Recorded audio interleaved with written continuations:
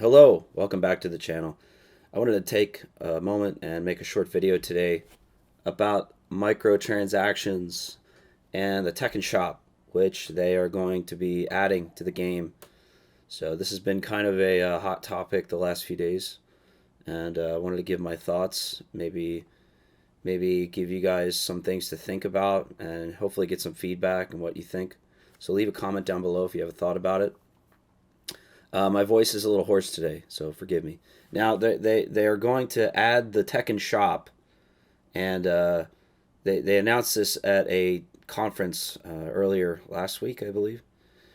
And a lot of people are kind of unhappy about it. I do not like it at all. The state of modern gaming is it's kind of sad when you think about it. And people have pointed out how they're adding the shop after they release the game. The reviews are already in, everything's already been calculated. The game has very positive reviews, I believe, on Steam right now. Obviously, they sold, I think I read 2 million copies, so the game's doing quite well. It's a great game, but as usual, here comes the microtransactions. Got to cash in on the cosmetics, and they're rolling in the cash cow. Here comes the shop. So, before I get too much further, I just want to ask everybody if you like this content, please like and subscribe and leave a comment down below if you think I can improve or what you like. I really appreciate that. Thank you. What's the problem with it? Well, if you look at past games, and I just remember playing Tekken on like the PSP and PS2 era, and then even Tekken Tag 2 and Tekken 6. I mean, these games were known for having really awesome customization options. And you could really do some crazy things with the characters and add all kinds of effects and costumes and accessories. And honestly, if you go through the Tekken 8 character customizer, it's pretty bare bones. There's nothing really. I mean, like, okay, they have like the bread hats, and you can change the colors, and that's cool. It's fun. It would be more fun if there were more accessories. So there's only, I don't know. I think there's only like, you know, I don't know. It's a lot of the accessories are underwhelming, and it's not like there's a vast array of options. It's not like pages and pages. So, what's the problem? Oh well, here comes the Tekken shop. Now you can purchase all of your accessories. Yes, yes. So I could pay more money for the already $70 base price of the game. Which I'm all a fan of supporting the uh, the devs and everything. It's a great game, but you can get this game cheaper. At least controversial opinion here, but I did on a CD Keys website, which I've used dozens of times. So you can definitely save money if you purchase it elsewhere. $70 is a lot, especially for a fighting game. And now people will argue something like, "Oh, well, I'm going to get so many hours of enjoyment out of this." Yeah, but $70 is a lot of money. I don't think people really realize that. The day-to-day average person, $70 is a lot of money. Okay, especially nowadays, where everything's getting so expensive. So anyway, let's talk about what the developer said. So here we go. It says here, in a recent Tekken Talk Live broadcast, the developers addressed some of the concerns about its implementation, stating that the store is meant to maintain a fresh feeling for Tekken 8 rather than be a source of profit. I mean, does anyone believe this? I don't know. This is just, it's politics, really. Sounds like, political ease. Anyway, Yasuda says he understood that some fans will have a knee jerk reaction. There's going to be those guys, right? Due to its negative connotation. Yeah, I mean, it is a negative connotation. I mean, these things used to be included with the game. I mean, it's as simple as that. Now you got to pay for it. Nobody likes that. I mean, you shouldn't like that either. You should not be happy about that. If you want to support a developer, purchase the game. Keep buying their games. But donate money to them. I don't know. Like, why do we need the shop, right? He elaborates further, saying that much like with Tekken 7, the developers are looking to improve. Oh, this is going to improve your gameplay experience. As you can tell, I'm not happy with this. You know, I know that there are people out there that disagree, but let's not talk about those people. Tekken 8's director has acknowledged the price of AAA games. He then acknowledged the price of AAA games that also implement microtransactions, stating that development costs have increased from what they used to be. We would like to ask a favor to everyone that they update their thinking. Get with the times. I mean, this just sounds like gaslighting, doesn't it? Like, you're thinking about this wrong. You have the wrong thoughts. Your thoughts are incorrect. Because the current environment of game development and how games are consumed, etc. I hate that word consumed, by the way. But anyway, Harada, through the translator, Mr. Murray. Games to create now are just so much more expensive than even Tekken 7 was. So it's several times of that when we're thinking about the current platform of games. Now, okay, I did a little bit of research. I am not an expert. I'm just a guy who likes playing Tekken and likes talking about Tekken. I did a little bit of research on Bandai Namco's website here. And you can go on their website and find like financial reports, right? So I was looking at some of the numbers. Again, I'm not an expert. I don't even know if I'm reading these right. Please, correct me in the comments if I'm wrong here. But if you look at research and development investments, now as far as I know, this is their gaming development cost. In 2015, the year Tekken 7 came out, we have this number 55761, and this is in millions of yen, right? So I guess that's 55 million, maybe 55 billion. I'm not sure. Well, we have a number 55761. Compare that with today, 76270. They don't have this year's yet. Not sure why, but they have last year's 76270. So it's that's a substantial increase, but it's not several times more. That's for sure. And this number is also for the whole company, right?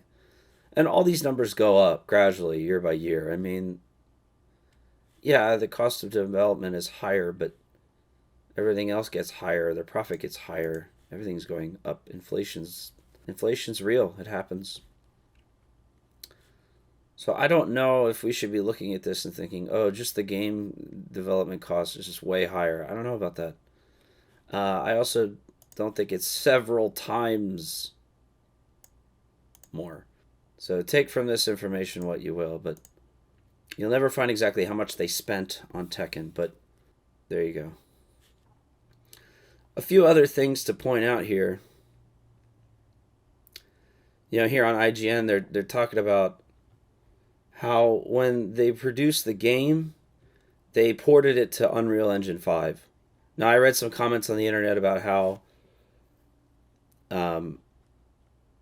porting it to Unreal Engine 5, it took time. They had to recreate every asset, right? They had to basically recreate every character for the new engine, which takes time. So here it says, quote, so all the characters, all 32, were built from zero, which was quite entertaining.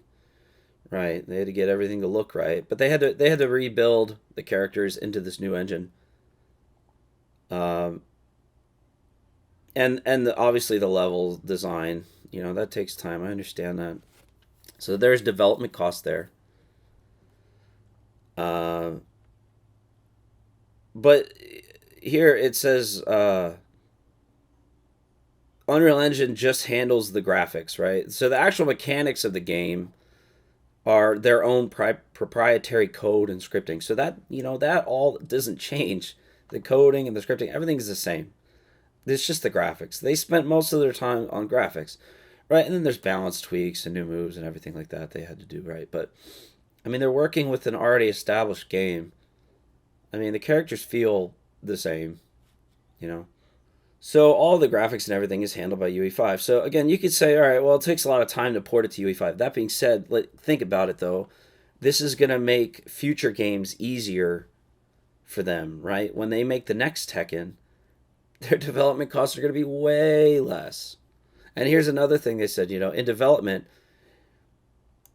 it does make it a lot easier because before we're making past Tekken titles, it was mainly on the PlayStation, and then we had to port it. It was much more difficult if you have an engine, and it makes it a lot easier to port when you use UE5. So basically, and I quote here, it makes development a lot easier in certain aspects and the game a lot prettier, I guess you could say. End quote. So they had to import every asset or recreate every asset, I should say, in UE5. But now it's like porting it to each console takes way less time, which cuts development costs, right? And again, it's a future investment too because future games, I'm assuming at least the next one or two games, will be on Unreal Engine, and that's gonna make making future games. That's gonna make producing the future games way less time consuming for them.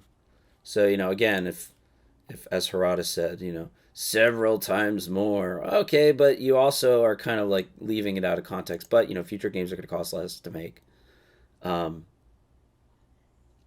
it's going to be easier for you to just port it to different consoles and platforms. So, yeah, okay, but you're actually saving a lot of money also when you think about that. So, why are they adding this shop? Well, you go to Bandai Namco Holdings, right? It's a publicly traded company, right? You have all of these shareholders, right? Nomura Asset, Nikko Asset, Daiwa Asset. You got Vanguard, right? Oh, BlackRock, everybody's favorite, investors. They own this company, right? They own 23% of it. But that's not an insignificant amount, right? These shareholders, they're they have a lot of influence, right? They need profit. They need to make money. And the game, I understand games have to make money, right? But here's a novel idea that I just want to throw out there. If you included all these things in the base game, made the customization really awesome, right? Created something that people really, really loved, and basically added a ton more replay value, and retained some of the more casual or like not as hardcore audience, right? Because now people all of a sudden have an incentive to play longer because now they can unlock all of these cosmetics in game, right? You're going to have a longer lasting player base, a more dedicated player base, and you're going to increase the overall value of your game. I think about games like Elden Ring, which was also made by Bandai Namco. Which, by the way, in researching for this video, you read like, okay, Bandai Namco's financial report was lower than it was in 2022 and they attributed Elden Ring the success of that game. Now, why was that game so successful? Well, I'm sure you probably know why, but part of the reason is like that game didn't have any DLC. There's no DLC. Everything's included. Everything's there. People love the game. It's an amazing value. More people are gonna buy it, right? These companies are focused on one thing: profit, and in focusing on profit, I feel like they actually lose out on profit too. But try to explain that to an institutional investor, a guy in a suit who needs to make sure his shares are going up. It's hard. It's a hard sell for that. So, but in my opinion, if you included these things in the game, made the game more enjoyable, uh, long term, and made it more appealing to the less hardcore audience, because the hardcore crowd's going to play it. They're going to buy the cosmetics. People with disposable income, yeah, they're going to do it. But make the game more appealing for the regular guy. You know, I feel like you're going to have a longer term player base. You're going to have more loyalty. People are going to be more likely to buy your next game. And then actually release some content that you can charge for that is actually meaningful, like stuff that adds way more value to the game, not just like a new shirt, or let's be honest, an old shirt. They're not even like a lot of the Tekken Shop stuff is like old costumes from the previous games, so they're not even coming up with anything new and cool. I mean, maybe they are, but they're just using old stuff, right? And they're charging you for it. Stuff that should have been included in the game. Um, I think that's a different strategy for making more profit, and I think it works. And I think people can see through this, and people are more convinced by your quality product. You know, you're going to get a more loyal customer base. Um, I think there's other ways of making profit rather than nickel and diming people for costumes that should have been in the game, to be honest. So this video is already going on longer than I wanted it to go, but you know, you could just read about. I don't know. I was just looking at some of these financial institutions that are invested in Bandai Namco, and you could think, you know, these people they're like, add those Tekken points, add the Tekken shop now. We need the Tekken coins. We have to make the money. That's all I can think about. So that's all. Let me know your thoughts. I just wanted to talk about that, and give my opinion, and hear some of your thoughts. Thank you for checking out the video. Please like and comment down below if you would like me to do more of this. And a subscription really helps. I'm trying to grow this channel in 2024. I really appreciate you guys' support, and I hope to bring more Tekken content as well as other gaming content. All right, thanks a lot, guys. Have a great day. Bye bye.